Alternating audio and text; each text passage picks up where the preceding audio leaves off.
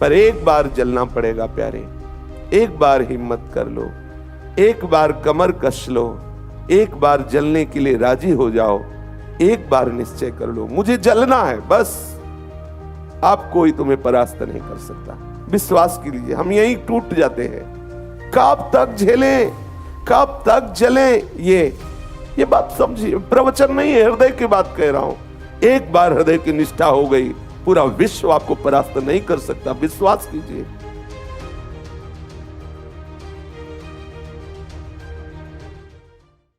अभी हमारी बुद्धि पशुता में अटकी हुई है। हमारी जो अंदर की आकांक्षा है वो श्री श्यामाजू के गोरे चरणारविंद की निरंतर सानिध्य वृत्ति, निरंतर सेवा वृत्ति, निरंतर तत्सुख भावना में डूबना है। जब तक ये पशुता दूर नहीं होगी तब तक हमारे हृदय में कहीं संभावना ही नहीं बन सकती कि हम प्यारी जू के श्री चरणों की सेवा का अधिकार प्राप्त करें। जैसे एक साधारण पशु चाहने वाला, वो कभी कामना ही नहीं कर सकता कि मैं राष्ट्रपति पद पे बैठूं और देश का शासन संभालूं, क्योंकि उसे पता है। ऐसे ही हमारे हृदय में बैठ गया है, हम गृहस्थ हैं, हम विषयी हैं, हम अमुक हैं, हम अमुक हैं। इसीलिए जब हमारे हृदय में ये बात डाली जाती है श्रवणेन्द्रिय के द्वारा कि आप श्री जी के हैं, आप ठाकुर जी के हैं, आप भगवत अनुराग के मार्ग में कदम रखिए और उनको प्राप्त कीजिए, तो मन घबरा जाता है, भय पैदा होता है। कैसे निर्वाह होगा जीवन? जीवन भर विषय नहीं भोगने, जीवन भर विषय नहीं भोगने, बस घबराहट। यहां उपासक समझे, ये उसकी घबराहट नहीं है, ये उसकी घबराहट है जिसने सदैव तुम्हें घबराहट दी है। ये वो मन, वो विषय इंद्रियां, वो घबरा जाती है। सच्चिदानंद रस की प्राप्ति की बात सुनने पर घबरा जाती है। विचारवान उपासक यहीं सावधान हो जाए। उस घबराहट को, उस मन की मलिनता को, उस पशुता को अपना मान लेता है और वो घबरा करके परमार्थ के साधन से रहित होना अच्छा समझता है, सुखद समझता है, आनंदवर्धक समझता है। ये अविवेक, ये अविद्या, ये पशुता ही हमें भोगों में लगाए हुए है। जिन भोगों के लिए तुम दुर्लभ मनुष्य शरीर को व्यतीत कर रहे हो, वो तो पशु पक्षी कीट पतिंगा हर योनियों में है। अगर उसमें तृप्ति होती तो न जाने कितने काल से लेकर आज तक आप विषय सेवन ही करते रहे हैं। विश्वास कीजिए, कभी भी कहीं भी किसी को सुख नहीं मिला। सुख मिलता तो हृदय तृप्त हो जाता और निकल पड़ता हृदय से, पायो परम विश्राम, अब कछु नाथ न चाही मोरे। नहीं चाहिए प्रभु, प्रभु से कहने लगता है नहीं चाहिए नाथ। अब ये आ गया, भगवत पार्षद स्वरूप जागृत हो गया। अब ब्रह्मा के रचे हुए किसी भी भोग में सामर्थ्य नहीं कि उस विवेकवान भगवत पार्षद स्वरूप उपासक के हृदय में भोग वासना पैदा कर दे। समस्त विषयों में रहते हुए भी वो ज्यों जल में कमल का फूल रहे, ऐसे रहता है। बिल्कुल सत्य समझ लीजिए। एक जन्म आप थोड़ा सा जलन सहने के लिए तैयार हो जाइए। ये चिंतन चल रहा है, उपासक घबराए ना। ये बहुत अनुभव की बात कह रहा हूं। यदि आप जले तो हमारी लाडली जो आपकी जलन बुझाने के लिए बरसेंगी, वो आप उस वर्षा में भीगेंगे तो निहाल हो जाएंगे। बरसंत में उस सहजाद्भुत सौख्य धाराम श्री राधिका चरण रेणु महम स्मरामी। कोई दयालु पुरुष जब देखता है सामने वाला जल रहा है तो कोशिश करता है बुझाने की। फिर हमारी स्वामिनी जी तो दयालुता की, कृपालुता की, मृदुता की समुद्र हैं, अगाध समुद्र हैं। वो अपने शरणागत को जलते हुए कैसे देख सकती है? पर एक बार जलना पड़ेगा प्यारे, एक बार हिम्मत कर लो, एक बार कमर कस लो, एक बार जलने के लिए राजी हो जाओ। दूरा दपाश स्वजनान सुखमर्थ कोटिम सर्वेषु साधन वरेषु चिरम निराशा। ये जलन सहना है। परिवार के सुख का त्याग कर दो। अर्थ के द्वारा भोगे हुए सुखों को हृदय से स्वीकार मत करो। प्रारब्धानुसार शरीर कैसी भी परिस्थिति में रहे, प्रारब्ध शरीर के ऊपर आता है, स्वरूप पे नहीं। विवेकवान बनो, प्रारब्ध का भोग मत करो। अर्थ के द्वारा प्राप्त होने वाले सुखों को जब नहीं भोगोगे तो हृदय जलेगा, अंदर से स्वीकार नहीं करोगे स्वजन सुख तो हृदय जलेगा। किसी भी तप आदि साधन के द्वारा प्राप्त होने वाले लोकांतरों की सिद्धियां या और भी जो दिव्य सुख हैं उनको नहीं स्वीकार कर तो जलेगा मन। इसी जलन को देखकर मेरी लाडली जू बरसंत में उस सहजाद्भुत सौख्य धाराम, बार बार इसलिए कह रहा हूं हम यहीं फंसे हैं। हमारा निरंतर भजन इसीलिए नहीं होता, हमारे हृदय में व्याकुलता इसीलिए नहीं होती। ये प्रपंच बड़ा विस्तृत रूप से फैला हुआ है जो हमें मुक्त होने में बहुत बाधा पहुंचा रहा है। इसलिए प्यारे, एक बार निश्चय कर लो, मुझे जलना है बस, आप कोई तुम्हें परास्त नहीं कर सकता। ये जन्म हमने लाडली जी को दिया, अब इस जन्म में चाहे जितनी विपत्तियां, संकट या भोगों का सानिध्य या सुविधाएं या अनुकूल परिस्थितियां आवें, लेकिन मेरे चिंतन को नहीं रोक सकती। ऐसी दृढ़ता धारण करो, किसी भी परिस्थिति में चिंतन न छूटे। बाजी जीत जाओगे, लाडली जो हमारे पक्ष में है। नागरिदास इस जन्म जितायो, बलिहारी बलिहारी, वो जिता देंगी। एक बार आप निश्चय करो कि मुझे जलना है। ये जो आप टूट रहे हैं, आपको विषय परास्त कर रहे हैं, आप अंदर से अपने आप को शक्तिहीन महसूस कर रहे हैं, अध्यात्म बल क्षीण हो रहा है, उसका कारण आपकी असावधानी है। आप उस जलन को यदि मिटाने के लिए कोई अन्य सहयोग ले लिया तो बरसंत में उस सहजाद्भुत सौख्य धारा में आप नहीं भींज सकते। आप इस धारा में नहीं आ पाएंगे जो त्रिगुणातीत धारा है, कालातीत धारा है, अपार आनंद ही आनंद। इसके लिए आपको कहीं भी एकांत में भी अपनी आंतरिक जलन मिटाना नहीं है।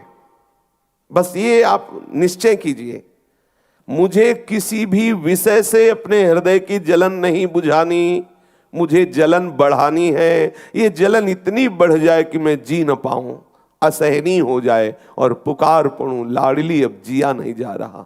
बस यही विरह का रूप धारण कर लेता है। इतना अभाव पैदा हो जाए हृदय में लाडली जी के प्रति कि जिया ना जाए। अभी हमारे अंदर अभाव नहीं है, अभी विषयों का अभाव प्रतीत हो रहा है, श्री जी का नहीं हो रहा। देख लो, सत्यता से देख लो। अभी हमारे अंदर शरीर सुख, इंद्रिय सुख ही विश्राम भूमि लग रही है। अभी श्री राधा जुग चरण निवास ये विश्राम भूमि नहीं हृदय में जागृत हुई। मेरे लाडली जी के गोरे चरणारविंद अभी तक हृदय में स्फुरित नहीं हुए। कैसे जीऊं? रात दिन तुम्हारा हृदय इस बात के लिए जलने लगे, आपके हृदय में इतनी व्याकुलता बढ़ जाए कि आपका कहीं भी कोई भी धैर्य बंधा न पावे। कोई विषय, कोई व्यक्ति, कोई स्थान मेरे मन का रंजन न कर पावे। मेरा मन इस ऊंचाई पे चढ़े, किसी भी व्यक्ति के मिलने से, वस्तु के मिलने से, पद प्रतिष्ठा से, भोग से कहीं भी मेरा मन राजी न हो। वो जलता ही रहे। वो तभी राजी हो जब वैद्य संवरिया होए, प्यारे मिले, प्रीतम मिले। विश्वास कीजिए हम यही टूट जाते हैं। कब तक झेलें, कब तक जलें? ये क्यों? ये कभी प्रश्न आया तुम्हारे हृदय में? कब तक भोगें? अनंत जन्म बीत गए, वही इस मलमूत्र के भांड शरीर में मैं करके अपना अहम स्थापित करके बराबर उसी को भोगते रहे, उसी को भोगने की फिर चाह। कब तक? कभी ऐसा प्रश्न किया मन से? ये तो प्रश्न आ जाता है कब तक सहूं, लेकिन ये प्रश्न आता है कभी कब तक भोगूं, कब तक इसको भोगूं? हे नाथ अब तो कृपा कर दो, हटाओ इस प्रपंच से। ये हृदय में कभी प्रश्न आता है कब तक? अनादिकाल से जब से सृष्टि रची गई इसी को भोग रहा हूं, आज तक खोज रहा हूं, लेकिन क्या विश्राम मिला? क्या वस्तु मिली? नहीं मिली।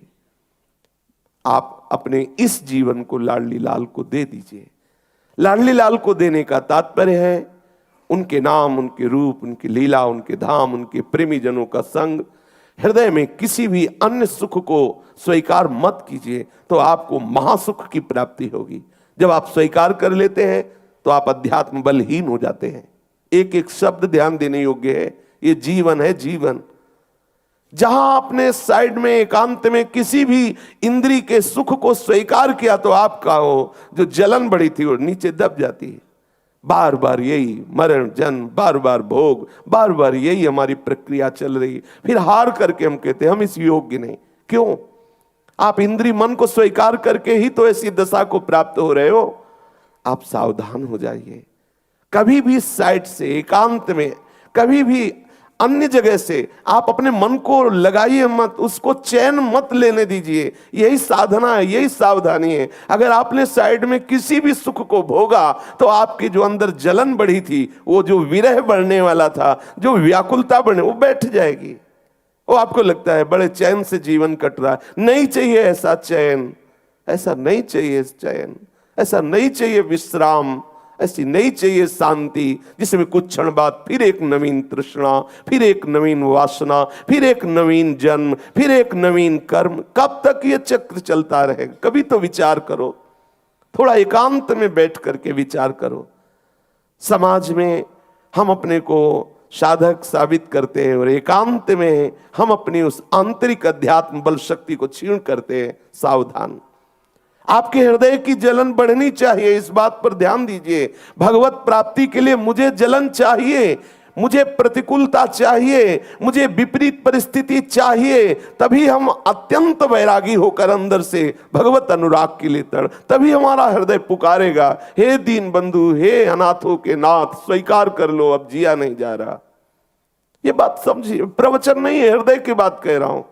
जब तक आप सुविधाओं का आंतरिक भोग करते रहेंगे तब तक बाहर नाटक चलता रहेगा और आप इसको महत्व देंगे, जमीन को महत्व देंगे, वस्तुओं को महत्व देंगे, पद प्रतिष्ठा प्रणाम नमस्कार, ये क्या स्वाप्निक विषय को महत्व देकर सच्चिदानंद रस से वंचित हो जाएंगे। एक बार हृदय की निष्ठा हो गई, पूरा विश्व आपको परास्त नहीं कर सकता। विश्वास कीजिए। हमारे हृदय में एक लगन लग जाए।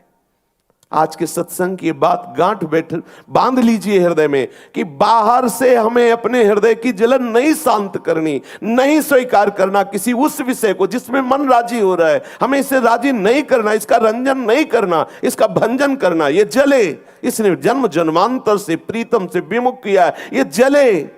ये दुष्ट हमें न जाने कहां कहां भटकाया, न जाने कौन कौन सी कसमें खवाई, तोड़ाई, क्या क्या नहीं भ्रष्ट आचरण कराए। इसलिए अब नहीं, अब लो नशानी, अब नहीं हो सकता। निश्चय कर लो, तुम्हारे निश्चय में इतनी सामर्थ्य, तुम प्रभु के बच्चे हो, तुम अविनाशी सच्चिदानंद की शक्ति हो। उस पूर्णमदः पूर्णमिदं पूर्णात् पूर्णमुदच्यते पूर्णस्य पूर्णमादाय पूर्णमेवावशिष्यते, उस महापूर्ण शक्ति के तुम अंश हो, अर्थात पूर्ण शक्तिमान तुम भी हो, तुम उसी के बच्चे हो। केवल ध्यान दे दो अपने स्वरूप की तरफ। हम भूल गए इस देह को अपना मान करके। तुम्हारा 4 दिन का जीवन है, गोपाल की लीलाओं का गायन करो, उनके नाम का जप करो, उनके श्री चरण माधुरी का चिंतन करो। ये काल भुजंग फन फफकारे हुए बिल्कुल खड़ा है, पता नहीं किस समय उसका प्रहार हो और ये दिव्य दुर्लभ देह नष्ट हो जाए। दुर्लभ हो मानुषो देहो, पर ध्यान रखो, फन फकारे हुए बिल्कुल फुंकार रहा है, एक क्षण में डस लेगा।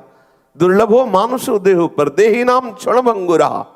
ये क्षण भंगुर किसी भी समय नष्ट हो सकता है, इसलिए पहले से ही आप तैयार रहो छोड़ने के लिए। ये तुझे छोड़ेगा। अगर तुमने पहले से इसे नहीं छोड़ा शरीर को, तो ये राग तुम्हारे लिए नए नए बंधन तैयार कर देगा। ये तुम्हें जब छोड़ेगा ही, तो अभी क्यों ना तुम छोड़ दो, आप आनंदित हो जाओगे। इसी का राग तुम्हें भगवत विमुख किए हुए है। बहुत सावधानी की जरूरत है। ये जो तुम्हारे हृदय में विषय भोगने का लोभ है, और इसके लिए तुम जो कपट करते हो, कपट बाहर से कुछ और दिखाई देता है और अंदर तुम्हारे कुछ और है, इसे कपट कहते हैं। नहीं, प्रभु को सरल स्वभाव पसंद है। मोहि कपट छल छिद्र न भावा। कपटी मत बनो। यदि कपटी बने तो हरि कृपा का आप अनुभव नहीं कर सकते। ये इंद्रियों के लिए कपटी क्यों बन रहे हो? ये अंदर से तुम्हें प्रेरित कर रही भोगों के लिए, तो तुम इनका विरोध क्यों नहीं करते? ये जब से विरोध प्रारंभ हुआ तभी से हमारी साधना पुष्ट हुई, और जब हम इनके अनुकूल गए तो हमें विषयी बना दिया। आप समझो, पहले इसी का तो त्याग करना है। यही हमारे आनंद की घातक वृत्ति है, जो इंद्रियां विषयों में जा रही हो, आप उसमें राजी हो, और इतना राजी हो कि हरि गुरु से कपट करके आप समझते हो एकांत में कोई देख नहीं रहा। अरे तुम्हारे हृदय में बैठा हुआ वो देख रहा है। कैसे तुम उससे प्रीति प्राप्त करोगे? कैसे तुम सच्चिदानंद रस को प्राप्त करोगे?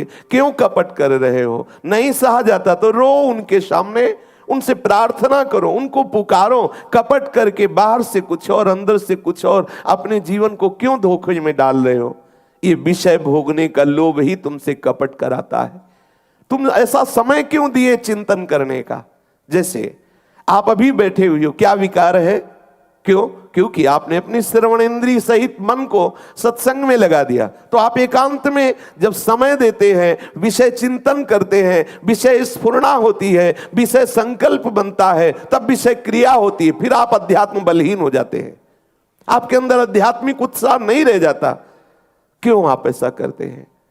आप अपने आप को धोखा क्यों दे रहे हैं? आप देखिए, अंदर झांक कर देखिए, आपके ऊपर कितनी कृपा हुई। संसार चक्र संस्कृति मांझ बरियाई के पायो, मानुष देह वृथा कतडा। तुम चक्र में पिस रहे थे, उससे प्रभु ने तुम्हें अलग कर लिया, तुम्हें संसार से अलग कर लिया, अपना साधक चुना, अपना पार्षद चुना। फिर तुम कपट क्यों कर रहे हो? यदि वही विषय भोगना है, वही कपट करना है, फिर बाहर से आप पार्षद रूप क्यों हैं? आप भगवत भक्त का बाना धारण किए हुए हैं, भगवत मार्ग के पथिक हैं, आपको प्रभु ने पसंद किया, तो आप इतना सह नहीं सकते, जबकि वो आपको नहीं सहना पड़ रहा। उन दुष्ट इंद्रिय और मन को जलना हो रहा है, जो आपको सदैव जलाते रहे, बांधते रहे, प्रीतम से विमुख। थोड़ा विवेक धारण करो, थोड़ा सा विचार करो। आप इतने तन्मय हो रहे हैं इंद्रिय मन में, जैसा वो प्रेरणा करते वैसा हम करते, हम समझ रहे वो हमें सुखी कर रहे, अरे वो बांध रहे हैं। जैसे हम बिच्छू के डर से सांप के बिल में हाथ डाल दे और वो काट खाए, ऐसे ही हम भोग वासना की जलन को ना सह करके जब भोगते तो उतना विष फैल जाता है। और नवीन संस्कार, पहले बिंदु मात्र आता है, फिर तरंग मात्र होता है, फिर समुद्र हो जाता है, हटाना मुश्किल हो जाता है। इसलिए उपासक सावधान। किसके लिए कपट कर रहे हो? उन दुष्ट इंद्रियों के लिए, उस दुष्ट मन के लिए जो हमारे प्रीतम से विमुख करके विस्मृति करा दी। ऐसा लगता है श्यामा श्याम या प्रभु कोई और है, ऐसा लगता है, ऐसा लगता है। कितने ये दुष्ट हैं जो हमें संसार में फंसा दिए। हमें बाहर के दुष्ट परास्त नहीं कर सकते। एक संसार दुष्ट की संगति ताहू में तुम पुष्ट करावो, विनती करो सकल धर्मिन सो, धर्मी हो जिन नाम धराओ। आप धर्मी कहलाते हो, आप कैसे कैसे वैष्णव कहलाते हो, भगवत भक्त कहलाते हो, शरणागत कहलाते हो, और आप प्रभु से विमुख कपट करके भोगों को स्वीकार कर रहे हो। क्यों? कौन सा सुख चाहिए? सच्चिदानंद प्रभु के सुख से वंचित होकर अभी तक यही भोगते रहे। हरिराम व्यास जी कह रहे, ये भोगों का लोभ तुम्हारे हृदय में कपट पैदा कर रहा। प्रभु कह रहे, मोई कपट चल छिद्र न भावा। हमें ये कपट अच्छा नहीं लगता।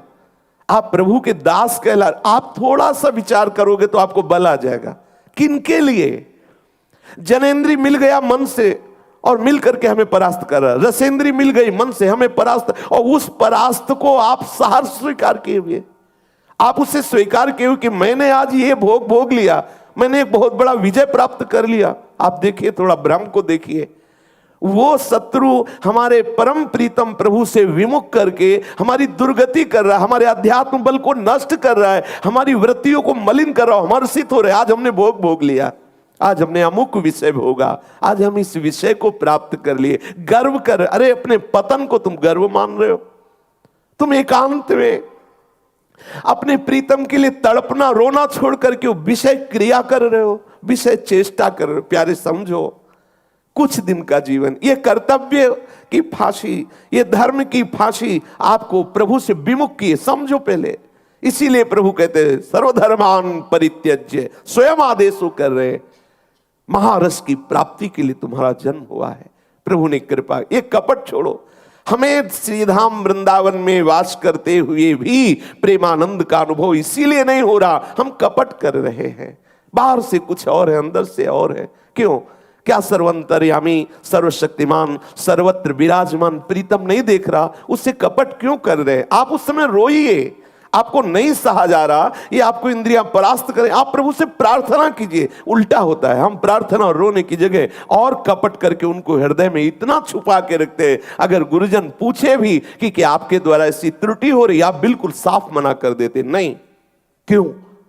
ऐसे दुष्ट चोरों को, जो हमारे आध्यात्मिक संपत्ति को लूट रहे हैं, हमारी श्वासों को जो बहुत ही कीमती है, हमारे समय को जो बहुत अमूल्य है, उसको नष्ट कर रहे हैं, ऐसे हम ठगों को, चोरों को इतनी सुरक्षा से छुपाए हुए, अरे हमको इनकी पोल खोल देनी चाहिए, ये हमें नष्ट कर रहे हैं। देखो देखो, मुझे बचाओ, कोई बचाओ, गुरुदेव बचाओ, इष्ट बचाओ मुझे, देखो ये बेईमान हमें परास्त कर रहे हैं। लेकिन ऐसा नहीं होता, हम ईमानदारी बाहर प्रस्तुत करते हैं कि ये बहुत हम सही चल रहे हैं। आप इन चोरों का साथ देकर नष्ट हो जाएंगे। कपट मत कीजिए।